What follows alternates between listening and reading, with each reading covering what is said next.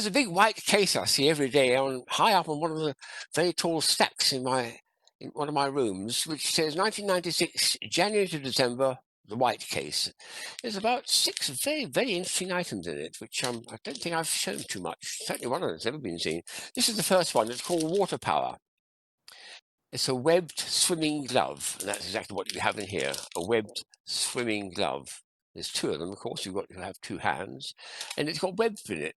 And the idea is as you're doing an action with the water, you have to close your hands to stop the water spilling through, but that makes it smaller. You need to have a stretched hand like that, and then you've got a much bigger surface area, and you can swim more powerfully. You go at a higher speed.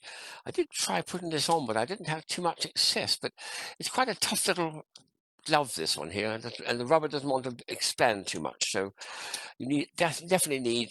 Yeah, that's the best I can do. Would that work? I don't know. But anyway, I think it needs a person with a smaller hand, or I need to go back to the company. This is about 25 years ago then, who to see if I can get a bigger size for myself.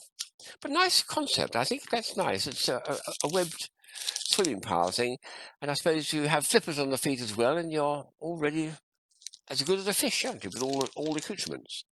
So that's one of the items. The second one is a very subtle one from a friend of Mark Senator Ducati, who's in San Francisco, attending one of the restaurants in Fisherman's Wharf, which I've been to. This is the menu. And on the back of it was, the wine list. And inside was an ordinary-looking menu. Nothing there. Lots and lots of fish food, because this is Fisherman's Wharf. So why did he get it for me? Well, the answer was, when you close it up, did you notice here? There's a little niche there. What on earth is that doing? Is it a mistake? Has someone cut it because they got fed up or trying their scissors out? No, it's actually a very clever little extra add-on thing. Look at what happens if I'll bend it that way and hold it and see if I can get it to perform visibly.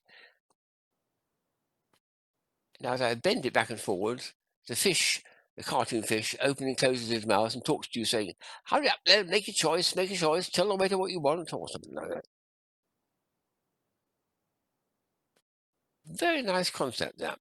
Something I've never seen, and very nice artistic touch to put into what is otherwise a perfectly normal menu. Nice one, I like that. Well done, Mark, for spotting it. The next one is the extraordinary thing, which I picked up, I think, from Caspar Faber. Well, at least it's a typical one of his things. It's made by a company in Solingen in Germany, and it contains all those things. Well, what you actually get is 2 pieces, like a yin and yang. Well, it looks like yin and yang when you join them together. So you slide one into the other like that. As you turn them, you're getting a series of very, very attractive shapes, both front and back. I'll show you the other side in a minute as you're turning it. I'll do it from this side now. So that's got the holes in it, which makes it interesting as well, doesn't it? And if you take it right way down to there, it covers them. So there's a lot of shapes there, and some of them are very interesting indeed, and that shows you the full range you can get. Something to play with. It's a lovely sort of 2-hand fiddle toy for making nice things and admiring the artwork that you produce by having them at certain positions like that. That's typical yin and yang. Something I've never seen before and never seen since, but I really shouldn't be hiding it away in one of my cases, so I'm glad to have discovered it and taken it out. Here's something much more daring, which Caspar Faber gave me way back in 1996. This thing here, what on earth is that? Well, this tells me on the top what it is, if you get this into focus. It comes from Borneo, and it's the way a very exotic tree there propagates itself. The actual seeds don't fall to the jungle floor. They fly through the air with wings. They've got wings that nature's developed over millions of years. So that it does when it's at its best, it's astonishing. I'll try it out in a minute, but it does an action literally like that and flies a long way. And this one goes round in a circle because it's got a bit of a tear in the wing there. But what an extraordinary invention of nature to create something which flies like that. It goes into my list of exotic things that you can find in nature, of which the best one is the Mexican jumping bean. I think that's probably the best of the lot. But we'll have one quick go with this one to see if I can make it do a bit of a whipsy-wopsy in the air. It's going to be hard to see, actually. Oh, where's it gone? We found it. It wants to go in tight circles, so I better do it here, actually. Ooh. Well, as best we can do, I think, for the time being. I think back in the studio, we'll make it do a little circle around the table. It's a very clever design, that, Well done, nature. Well, a few million years. The last item is a French toy, and my friend Luc de Smet gave it to me in 1996, but unfortunately, I've only got one, which is such a shame. This is it's an indoor firework, which I've never seen before.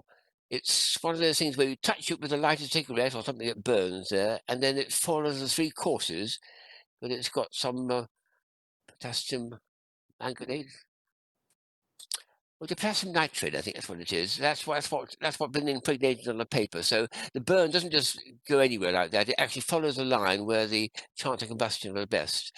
And at the end, you see the little black dots. Those are little bangs, little tiny little pop effect when the winner, when of the horse that reaches the end first pops. I do wish I got some more of these. It's something I'd love to actually demonstrate and try out at classes, but I've only got the one piece.